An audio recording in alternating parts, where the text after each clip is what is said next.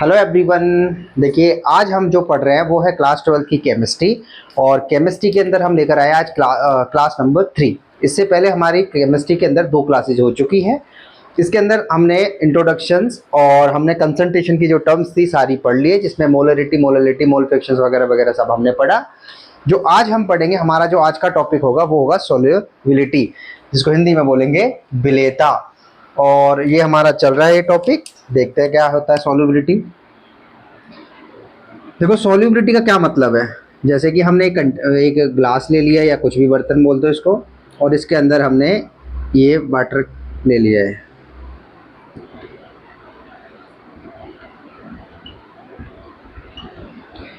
ये जो हमने लिया है, ये मान लिया कि 1 गिलास पानी ले लिया, ठीक है। 1 गिलास पानी इसके अंदर डाल दिया है, 1 गिलास वाटर।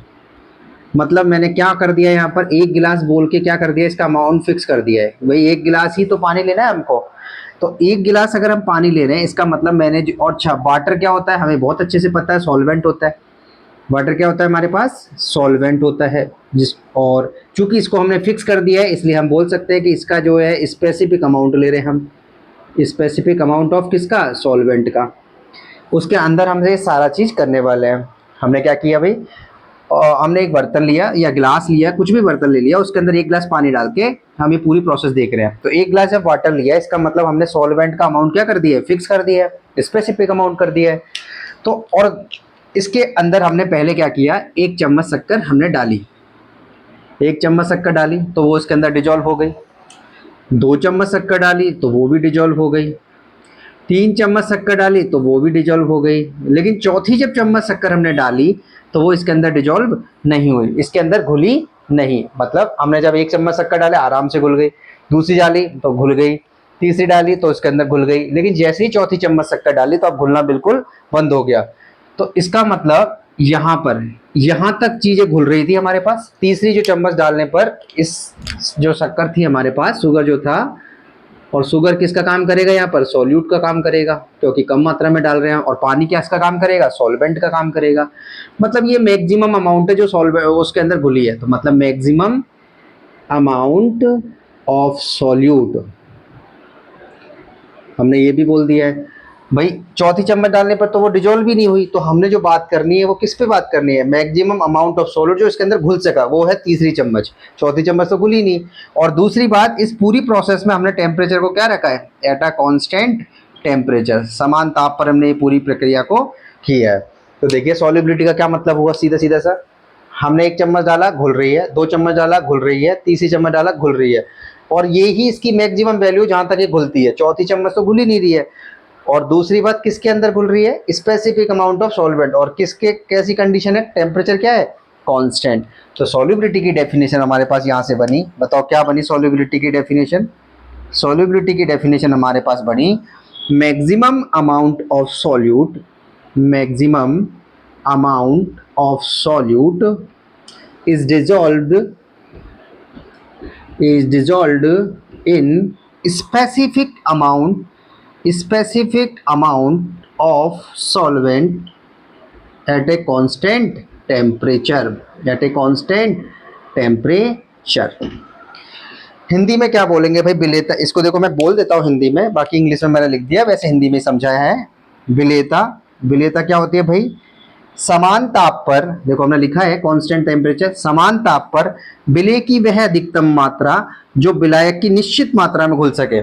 क्या बोला भाई, डेफिनेशन क्या बनी विलेयता की, समान ताप पर विलेय की वह अधिकतम मात्रा जो विलायक की निश्चित मात्रा में घुल सके, उसे हम विलेयता कहते हैं। मेरे को लगता है समझ आ गया होगा भाई। सॉल्युबिलिटी खत्म करें। सॉल्युबिलिटी का क्या मतलब है इंग्लिश में, maximum amount of solute is dissolve in a specific amount of solvent at a constant temperature is known as solubility. हमने ये देख लिया है सॉल्युबिलिटी के अंदर, ये पूरी कंप्लीट हमारा हो गया है। अब हम इसके अंदर देखेंगे कि भाई सॉल्युबिलिटी जो है किसी भी की चीज की किस किस पे डिपेंड करती है। सॉल्युबिलिटी डिपेंड्स किस किस पे करती है। तो हम इसके अंदर देखेंगे सॉल्यूट क्या मिला रहे हैं एक तो, दूसरा किस में मिला रहे हैं, मतलब सॉल्वेंट के नेचर पे, मतलब नेचर ऑफ सॉल्यूट पे कर रही है, नेचर ऑफ सॉल्वेंट पे कर रही है। दूसरा हमने टेम्परेचर तो चेंज नहीं कर दिया, तीसरी बात टेम्परेचर हो गई है, ऊपर से एटमॉस्फेरिक प्रेशर के अलावा कोई प्रेशर तो नहीं है। मतलब सॉल्युबिलिटी जो है वो 4 चीजों पे डिपेंड करने वाली है। कौन कौन सी? Nature of solute, nature of solvent, तीसरा टेम्परेचर और चौथा प्रेशर। अब हम इनको धीरे धीरे पूरी चीज को पढ़ेंगे। तो हम पहले सॉलिड की सॉल्युबिलिटी पढ़ेंगे। अच्छा, पूरे केस में हम लिक्विड में मिला रहे हैं, तो हम पहला पढ़ेंगे solubility of solid in liquid, दूसरा पढ़ेंगे solubility of gas in liquids. तो पहले ही हम चालू करेंगे solubility of solid in liquid. पर पहले हम देख लेते हैं भाई सॉल्युबिलिटी डिपेंड किस किस पे करती है। तो ये डेफिनेशन हमारी हो गई है। डेफिनेशन अगर हमारी हो गई है तो सॉल्युबिलिटी डिपेंड किस पे कर रही है? Solubility depends upon, solubility depends upon किस किस पे डिपेंड कर रही है भाई? एक तो नेचर ऑफ सॉल्यूट पे कर रही है, क्या मिला रहे हैं हम। दूसरा किस पे डिपेंड कर रही है? नेचर ऑफ सॉल्वेंट पे कर रही है, नेचर ऑफ सॉल्वेंट पे कर रही है। नंबर थर्ड है टेम्परेचर पे कर रही है, और नंबर फोर्थ है प्रेशर। हिंदी में विलय की प्रकृति, ताप पर और दाब पर, इन तरह से विलेयता जो है वो डिपेंड करती है। तो चारों हम देखेंगे अलग अलग तरीके से। तो अब हम देख लेते हैं भाई, पहला ही टॉपिक हम डालते हैं solubility of solid in liquid. मतलब solubility of solid in liquid का मतलब क्या है? ठोस की विलेयता द्रव में। तो अब ये कैसे कैसे निर्भर करती है उसको हम समझते हैं अच्छे तरीके से। देखो, इससे पहले हमें 2 वर्ड पे ध्यान देना है, और पहला वर्ड है हमारे पास डिसोल्यूशन। पहला वर्ड कौन सा है? डिसोल्यूशन, जिसको हिंदी में क्या बोला है? विलानीकरण। ये क्या चीज होती है भाई? देखते हैं। हमने ये पूरा एक वही सॉल्वेंट लिया और इसके अंदर हमने सॉल्यूट के पार्टिकल डाले, और इस तरह से वो डालते गए इस तरह से। हमने क्या किया भाई? सॉल्यूट के पार्टिकल डाले। अब सॉल्यूट के पार्टिकल क्या होंगे? इसके अंदर घुलेंगे। इसके अंदर जब घुलेंगे तो क्या होगा? इसकी कंसेंट, जैसे ये घुलना स्टार्ट करेंगे, ये देखो नीचे आएंगे, घुलेंगे ऐसे, तो इनकी जो सॉल्यूट की जो कंसंट्रेशन है सॉल्यूशन में वो बढ़ेगी। सॉलिड सॉल्यूट को जब लिक्विड सॉल्वेंट में डालेंगे तो क्या होगा कि वो इसके अंदर डिजोल्व होंगे, और जब वो डिजोल्व होंगे, घुलेंगे, तो इसका मतलब सॉल्यूट की कंसंट्रेशन बढ़ेगी। हमने क्या बोला भाई कि जब भी हम सॉलिड सॉल्यूट को किसके अंदर डालेंगे? लिक्विड सॉल्वेंट के अंदर डालेंगे। लिक्विड सॉल्वेंट के अंदर डालेंगे तो क्या होगा? कंसंट्रेशन ऑफ सॉल्यूट जो है उसके अंदर बढ़ेगा, और इसी प्रोसेस को हम क्या बोल देंगे? इसी प्रोसेस को हम बोल देंगे डिसोल्यूशन, विलानीकरण।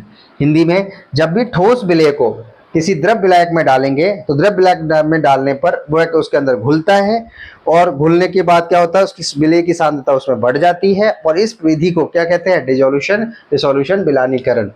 हमको लगता है समझ आ गया होगा भाई क्या मतलब है इसका।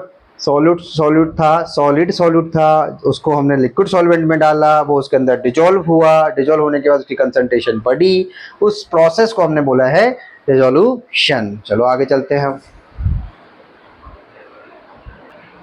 अब हम देखते हैं क्रिस्टलाइजेशन। देखो, क्रिस्टलीकरण का क्या मतलब होता है। हमने डिसोल्यूशन समझ लिया, डिसोल्यूशन हमने बहुत अच्छे तरीके से समझा। अब हम देखते हैं क्रिस्टलाइजेशन। क्रिस्टलाइजेशन का क्या मतलब है?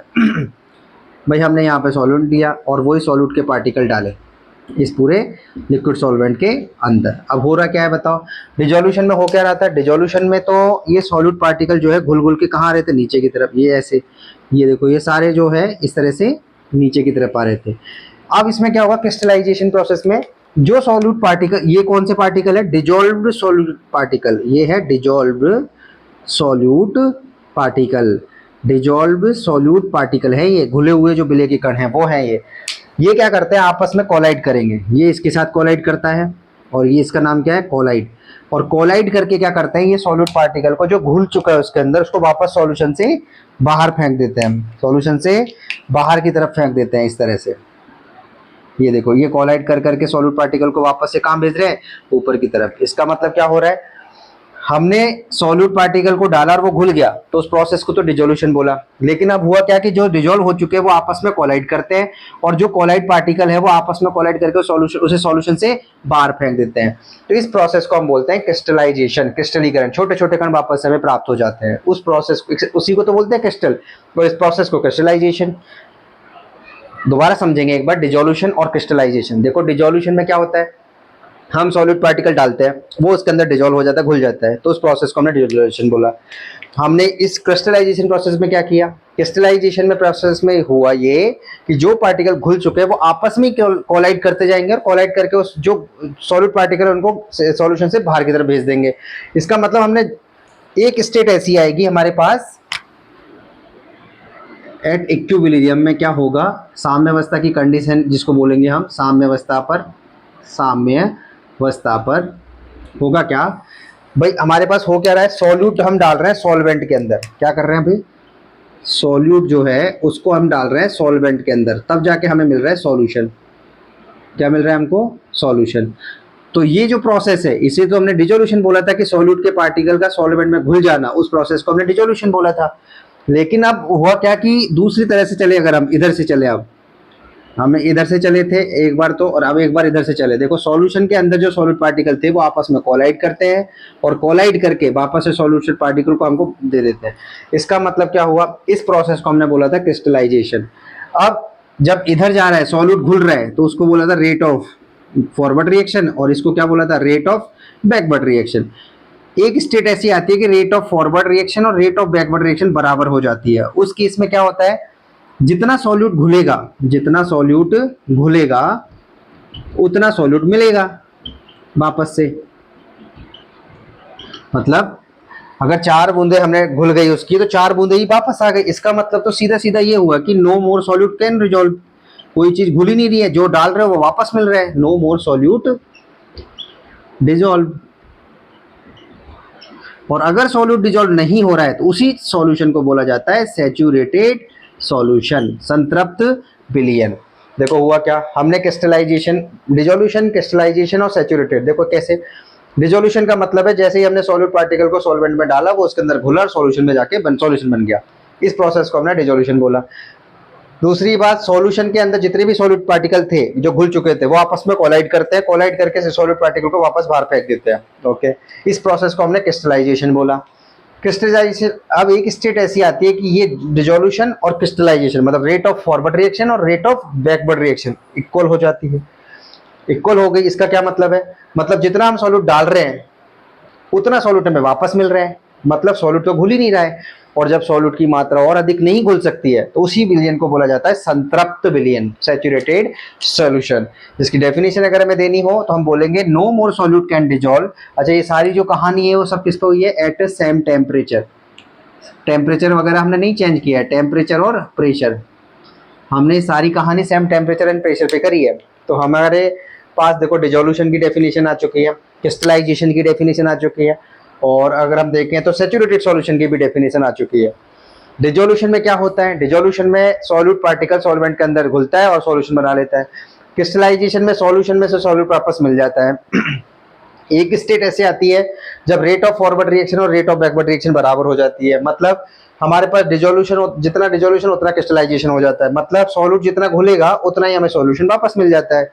इसका मतलब कि सॉल्यूट जो हम डाल रहे हैं उससे वो घुल ही नहीं रहा है इसके अंदर, और अगर सॉल्यूट की और अधिक मात्रा नहीं घुल रही है तो उसी विलयन को बोला जाता है सैचुरेटेड सॉल्यूशन। तो सैचुरेटेड सॉल्यूशन क्या हुआ, no more solute can dissolve at a same temperature and pressure is known as saturated solution. और ये हम पढ़ ही चुके हैं पूरा। तो सॉल्यूट हमने देखो डिजोल्यूशन पढ़ लिया है, क्रिस्टलाइजेशन पढ़ लिया है, सैचुरेटेड सॉल्यूशन। अच्छा, अनसैचुरेटेड में क्या होगा, अनसैचुरेटेड में और सॉल्यूशन घुल सकता है, unsaturated solution, unsaturated solution. Unsaturated solution का क्या मतलब है, जिसमें और सॉल्यूशन और ज्यादा सॉल्यूट को घोल सकते हैं हम। तो वहां पर जो नो लिखा था हमने, तो यहाँ इसकी जगह बस इतना सा कर देंगे, more solute can dissolve, more solute can dissolve at same temperature and pressure, उसी को क्या बोला जाएगा, उसे ही बोला जाएगा अनसैचुरेटेड सॉल्यूशन, असंतृप्त सॉल्यूशन, असंतृप्त विलयन। हालांकि ये डेफिनेशन हम स्टार्टिंग में पढ़ चुके हैं, बट एक बार यहाँ से ये इस कॉन्सेप्ट के साथ डिजोल्यूशन और क्रिस्टलाइजेशन के साथ हमने इसको और अच्छे से कर लिया है। असंतृप्त विलयन। देखो क्या हुआ, संतृप्त में क्या होता है, सॉल्यूट की मात्रा को और अधिक नहीं घोल सकते। डिजोल्व अनसैचुरेटेड में क्या होता है, सॉल्यूट की मात्रा को घोल सकते हैं। एक वर्ड और आता है हमारे पास, सुपर सैचुरेटेड। अब सुपर सैचुरेटेड में क्या करते हैं हम, जैसे ही इसका टेम्परेचर बढ़ाएंगे, टेम्परेचर बढ़ाया तो उसमें क्या हुआ, सैचुरेट कंडीशन के अंदर जो सॉल्यूट घुल रहा था उसकी और अधिक मात्रा को हम घोल पाएंगे। बट उसके लिए हमें क्या करना पड़ेगा, टेम्परेचर को चेंज, मतलब हायर टेम्परेचर पे सैचुरेटेड सॉल्यूशन की कंडीशन में सॉल्यूट को और अधिक घोला जा सकता है।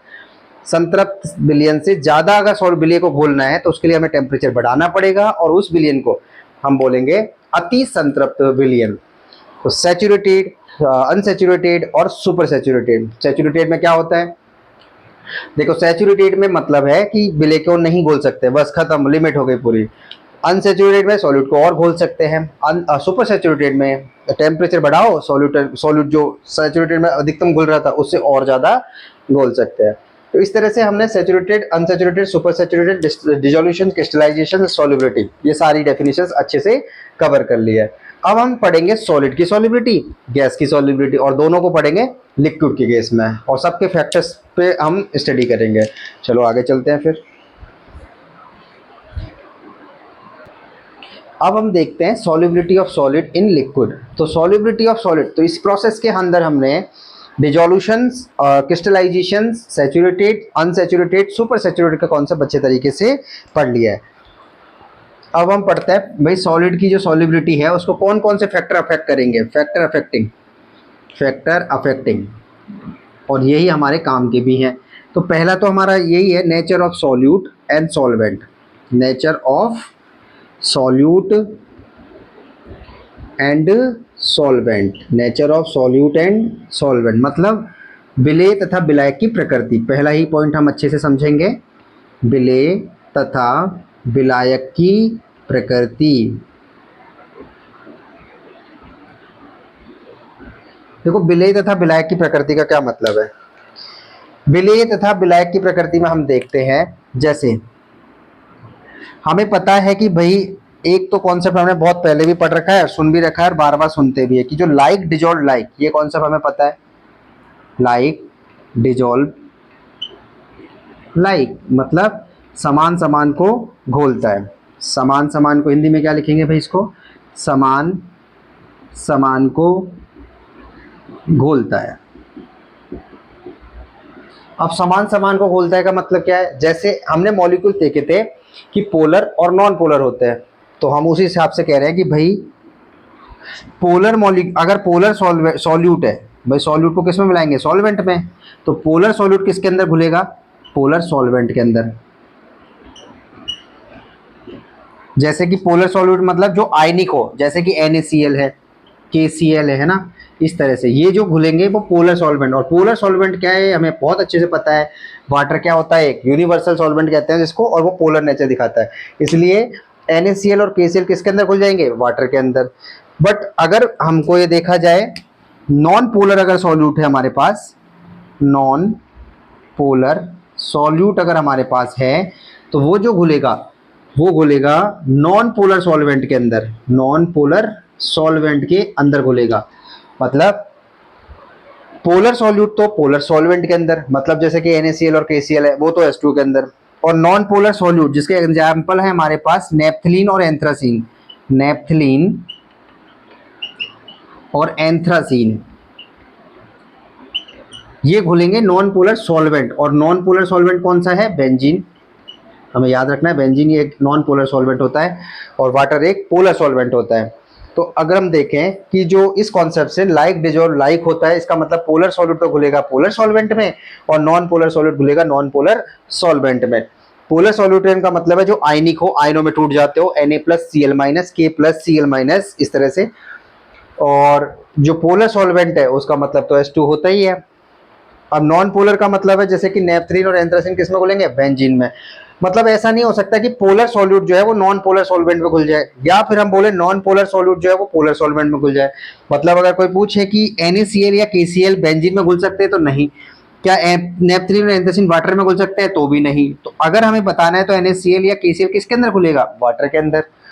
और नेपथलीन और एंथ्रासिन सिर्फ और सिर्फ किसके अंदर घुलेगा? बेंजीन।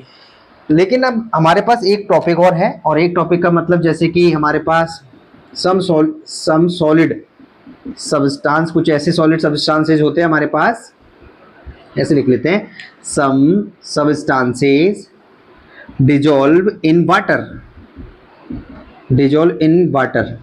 जैसे कि हमारे पास शुगर, ग्लूकोज और अल्कोहल। सम सब्सटेंसेस की मतलब किसकी बात कर रहे हैं हम? शुगर और ग्लूकोज ले लेते हैं, और कौन सा है हमारे पास? अल्कोहल। ये पोलर नहीं है, लेकिन ये किसके अंदर घुल रहे हैं? वाटर के अंदर। लेकिन इसका रीजन क्या है? Due to hydrogen bond. उसका रीजन होगा ड्यू टू हाइड्रोजन बॉन्ड। तो देखो, शुगर, ग्लूकोज, अल्कोहल वाटर के अंदर घुलती है, रीजन क्या है उसका? Hydrogen bond. मतलब ये वाटर के साथ क्या बना लेते हैं? Hydrogen bond. तो अगर किसी भी सब्सटेंसेस को वाटर के अंदर घुलना है तो उसके लिए दो कंडीशन होनी चाहिए, एक तो वो पोलर सॉल्यूट हो, दूसरा वो उस वाटर के साथ क्या बनाना चाहिए? Hydrogen bond. अगर वाटर के साथ हाइड्रोजन बनाता है जैसे कि शुगर, ग्लूकोज, अल्कोहल, तो वो घुल जाएगा। अगर वो पोलर सॉल्यूट है मतलब आयनिक है तो वो भी वाटर के अंदर घुल जाएगा। नेपथलीन एंथ्रासिन से बेंजीन में घुलेंगे, वाटर में नहीं घुलेंगे। कॉन्सेप्ट कौन सा लगा रहे हैं? Like dissolve like. इस तरह से हमने देखा कि नेचर ऑफ सॉल्यूट और सॉल्वेंट में क्या फर्क पड़ता है। तो सॉल्यूट का नेचर भी हमने देखा और सॉल्वेंट का नेचर भी हमने देखा। तो ये था सॉलिड की सॉल्युबिलिटी में पहला फैक्टर जिसमें ये अफेक्ट करेगा। तो हमको यहां तक समझ आ गया होगा। दूसरा टॉपिक है, दूसरा पार्ट है इसका, टेम्परेचर। देखो एक बार लिख लेते हैं इसको अच्छे से, लिखो। अब देखते हैं हम सॉलिड की सॉल्युबिलिटी का दूसरा फैक्टर जिसका नाम है टेम्परेचर। तो टेम्परेचर को पढ़ने से पहले हमें देखना है कि जो हमारे पास जो रिएक्शन होती है वो दो टाइप की होती है। कौन कौन सी? एक तो है एक्सोथर्मिक और दूसरी है हमारे पास एंडोथर्मिक। कौन कौन सी रिएक्शन होती है हमारे पास? एक तो एक्सोथर्मिक और दूसरी है एंडोथर्मिक। एक्सो का मतलब ही क्या होता है भाई? एक्सो का मतलब होता है आउट, और थर्मी मतलब हीट। तो इसका मतलब तो हो गया आउट, और थर्म मतलब होता है टेम्परेचर से रिलेटेड, मतलब हीट, और इसका मतलब होता है इन। मतलब इसमें जो हीट होगी वो रिलीज होगी, इसको ऊष्मा छेपी बोलते हैं अपन, ऊष्मा छेपी हिंदी में, और इसको ऊष्मा शोषी। और इसमें जो होगा, इसमें हीट क्या होगी? अब्जॉर्ब होगी। देखो हम क्या कह रहे हैं भाई, हमारे पास जो रिएक्शन है दो टाइप की है, एक्सोथर्मिक और एंडोथर्मिक, ऊष्माक्षेपी और ऊष्मा शोषी। एक्सो मतलब हीट का आउट कोई भी चीज, थर्मिक मतलब temperature related to the temperature, जैसे मेरी हीट, और इसके मतलब है इसके अंदर हीट जो है वो रिलीज होती है और उसके अंदर हीट का अब्जॉर्ब होती है। इसमें ऊष्मा उत्सर्जित, इसमें ऊष्मा अवशोषित। ठीक है। इस वाले जो एक्सोथर्मिक जो होती है उसके अंदर एग्जाम्पल होता है हमारे पास, जैसे कि लाइम प्लस वाटर, हिंदी में क्या बोलते हैं इसको? चूना। Lime plus water. और इसका अंदर इसके जो है उसका एग्जाम्पल अगर हम देखें तो sugar plus water, sugar plus water. अब हमको बहुत अच्छे से पता है कि जो पहले इस पे आ जाता है, चलो, जो शक्कर है वो गर्म पानी में अच्छे से घुलती है, मतलब टेम्परेचर अगर हम उसका बढ़ा दें तो उसकी जो सॉल्युबिलिटी है वो बढ़ जाती है। और चूने के बारे में हमें पता है, चूना जो होता है वो ठंडे पानी में अच्छा घुलता है, तो टेम्परेचर कम होने से इसकी सॉल्युबिलिटी बढ़ जाती है। तो अगर हमें देखना है कि एक्सोथर्मिक रिएक्शन अगर हमारे पास है तो उसकी सॉल्युबिलिटी कब बढ़ेगी? जब टेम्परेचर कम हो। और अगर एंडोथर्मिक है तो उसकी सॉल्युबिलिटी कब बढ़ेगी? जब टेम्परेचर ज्यादा हो। तो अगर हम देखें तो सॉल्युबिलिटी अगर बढ़ानी है एक्सोथर्मिक या एंडोथर्मिक में, तो एक्सोथर्मिक में टेम्परेचर को कम करना पड़ेगा और एंडोथर्मिक में क्या करना पड़ेगा? टेम्परेचर को ज्यादा करना पड़ेगा। तो इस तरह से हमने देखा जो टेम्परेचर है उस पे सॉलिड की सॉल्युबिलिटी किस तरह से डिपेंड कर रही है, कि सॉल्युबिलिटी को अगर बढ़ाना है तो एक्सोथर्मिक में क्या करना है? एक्सोथर्मिक में हमको टेम्परेचर को कम करना पड़ेगा, जैसे कि ठंडे पानी में चूना अच्छे से घुलता है। और एंडोथर्मिक में हमें क्या करना पड़ेगा? सॉल्युबिलिटी को बढ़ाने के लिए टेम्परेचर को बढ़ाना पड़ेगा, इसलिए वो एंडोथर्मिक हो गई है। और हमें ये तो बहुत अच्छे से पता है जो वाटर होता है, वाटर को ही तो क्या बोलते हैं? Universal solvent. तो अगर हमें यूनिवर्सल सॉल्वेंट पूछा जाए तो वो कौन है, सब अच्छे से पता है हमें, वाटर। सार्वत्रिक विलायक कौन है भाई, सार्वत्रिक विलायक का नाम क्या है, वाटर, जल, क्योंकि अपने अंदर अच्छे से घोल लेता है हर चीज़ को, ज़्यादातर चीज़ को। तो अब टेम्परेचर वाला फैक्टर भी हमें समझ आ गया होगा। तो एक्सोथर्मिक में सॉल्युबिलिटी बढ़ाने के लिए टेम्परेचर को कम करना है, और एंडोथर्मिक में प्रोपोर्शनल है सॉल्युबिलिटी टेम्परेचर के, मतलब टेम्परेचर बढ़ने से सॉल्युबिलिटी बढ़ती है। और एक फैक्टर और हमारा रह गया जिसका नाम है प्रेशर। क्या रह गया हमारा, एक लास्ट फैक्टर और रह गया जिसका नाम है प्रेशर। और प्रेशर जो सॉलिड की सॉल्युबिलिटी होती है प्रेशर पे डिपेंड नहीं करती, मतलब नो इफेक्ट, प्रेशर का कोई इफेक्ट नहीं होता है सॉलिड की सॉल्युबिलिटी में। देखो अभी हमने इसके अंदर क्या क्या पढ़ा, हमने जब ये सॉल्युबिलिटी पढ़ा तो सॉल्युबिलिटी की डेफिनेशन पढ़ी। डेफिनेशन में क्या पढ़ा, maximum amount of solute is dissolve in specific amount of solvent. Hindi में विलायक की निश्चित मात्रा में विलय की घुली हुई अधिकतम मात्रा विलायता कहलाती है। उसके बाद हमने क्या पढ़ा भाई, इसके बाद हमने देखा कि विलेयता किस किस पे डिपेंड करती है, तो nature of solute and solvent पे, टेम्परेचर पे और प्रेशर पे। उसके बाद हम सॉलिड की सॉल्युबिलिटी पर आए। सॉलिड की सॉल्युबिलिटी पर हमने क्या देखा कि सॉलिड की सॉल्युबिलिटी पर हमने देखा कि नेचर ऑफ सॉल्यूट पे और सॉल्वेंट पे कैसे फर्क पड़ रहा है। तो हमने देखा लाइक डिजॉल्व, लाइक उस कॉन्सेप्ट से देखे तो पोलर सॉल्यूट तो पोलर सॉल्वेंट में, और non polar solute non polar solute में रहता है। और कुछ घुलते हैं जो पोलर नहीं होने के बाद भी वाटर में घुल जाता है, उसका रीजन है हाइड्रोजन बॉन्ड, जैसे शुगर, ग्लूकोज और अल्कोहल। इस तरह से हमने पढ़ा। टेम्परेचर में भी हमने देखा कि जो एंडोथर्मिक की ऊष्मा शोषी होती है वो तो टेम्परेचर के डायरेक्टली प्रोपोर्शनल है उसकी सॉल्युबिलिटी, तो मतलब टेम्परेचर बढ़ाएंगे सॉल्युबिलिटी बढ़ जाएगी। बट एक्सोथर्मिक जो रिएक्शंस होती है उसके अंदर ये इसमें क्या होता है, टेम्परेचर के इनवर्सली प्रोपोर्शनल है, मतलब टेम्परेचर घटाएंगे तो सॉल्युबिलिटी बढ़ेगा। और चौथा फैक्टर है हमारे पास प्रेशर। प्रेशर पे सॉलिड की सॉल्युबिलिटी निर्भर नहीं करती है। तो अब हम जो पढ़ने वाले हैं अगला टॉपिक कल, वो है सॉलिड की सॉल्युबिलिटी तो पढ़ लिया हमने, गैस की सॉल्युबिलिटी पढ़ेंगे, solubility of gas in liquid. जब कल हम मिलेंगे तो हम पढ़ेंगे गैस, इसकी जगह आ जाएगा और यहाँ आ जाएगा गैस की द्रव में विलेयता। फिर से वही nature of solute and solvent में फैक्टर क्या क्या फर्क पड़ता है, टेम्परेचर पे, और तीसरी बात कौन सी होगी हमारी, तीसरी बात होगी प्रेशर। और उसी के अंदर हम पढ़ेंगे हेनरी लॉ जो कि वेरी वेरी इंपॉर्टेंट है। अगर आपको वीडियो अच्छा लग रहा है लाइक शेयर सब्सक्राइब करते रहे, चलते मिलते हैं अगले वीडियो में।